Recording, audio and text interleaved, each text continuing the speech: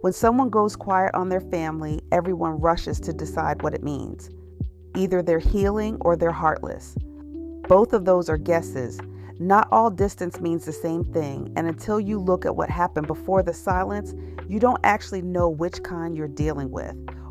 Welcome to the Estrangement Project, where we look at what actually happens inside estranged families instead of what the inspirational graphics say happens. Today we're talking about the different reasons people go distant, including one reason nobody likes to discuss. Estrangement happens for a lot of reasons. This should be obvious, but family conversations get strange once people start picking sides. Some people step back because the relationship has been unsafe for years. They've been dismissed, criticized, guilted, ignored, corrected, and pulled into the same argument so many times that silence starts looking practical. Not inspiring, practical. Some step back because they grew up with neglect, and not always the dramatic kind people know how to recognize. Sometimes it was the absence of comfort, attention, interest, protection, basic emotional responsiveness.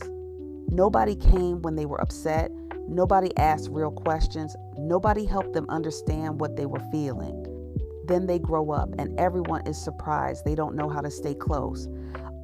Other people step back because the family has terrible communication skills. Nobody says what they mean. Apologies arrive with a defense statement attached, and feedback turns whoever receives it into a victim, a lawyer, or a historian. Eventually, someone stops talking because that feels easier than explaining the same point for the 94th time. Estrangement isn't always about trauma.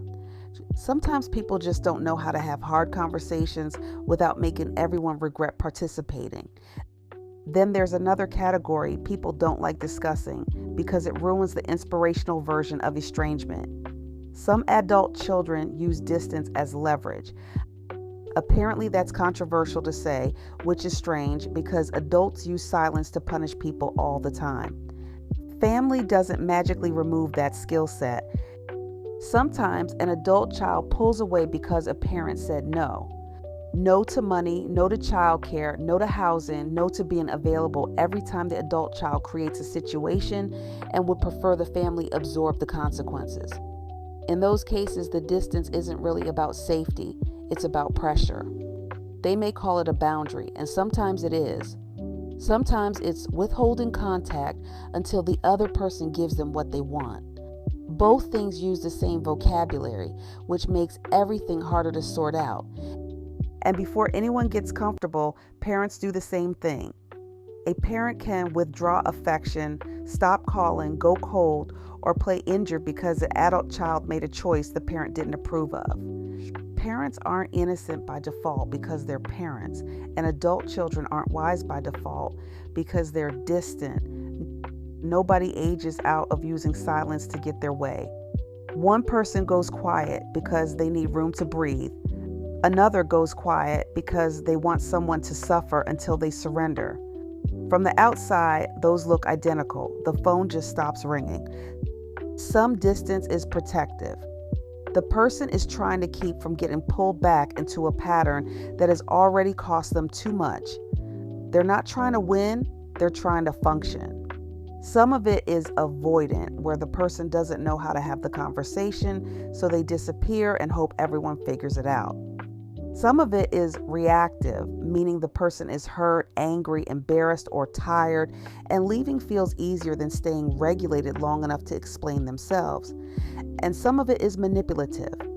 The person wants control, but calling it control would be too honest, so they call it peace. The hard part is that these overlap. A person can be hurt and still behave badly. A parent can be controlling and still be genuinely sad. An adult child can have a valid complaint and handle it terribly. A mother can cross boundaries and still not deserve to be punished forever because she wouldn't pay someone's rent. And a father can be emotionally limited and still love his child in a way that doesn't translate well. Families are efficient like that. Everyone can have a point and still make the situation worse. So when someone goes quiet, it helps to look at what happened before the silence. Was there harm and was there repair? Was someone asking for space or forcing a response? Was a boundary set or was a demand refused? Did the person leave because contact was damaging or because they didn't get their way?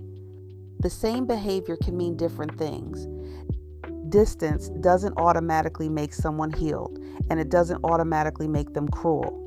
It only tells you that something in the relationship stopped working.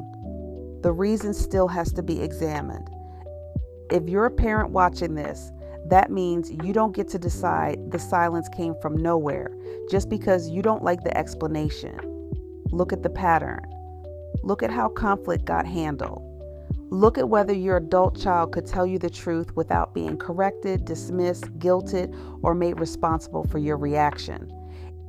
If you're an adult child, it means being honest about what your distance is doing. Is it creating peace or creating power? Is it helping you heal or helping you avoid a conversation you don't want to have? Are you protecting yourself or punishing someone for not giving you what you wanted? Estrangement isn't one story. It can be necessary, overdue, messy, avoidant, reasonable, or manipulative, and sometimes it's several of those at once because people refuse to be simple even when it will be convenient. Not all distance means the same thing. Before deciding what the silence means, look at the pattern underneath it. Families usually tell on themselves there. If this landed for you, subscribe to the Estrangement Project.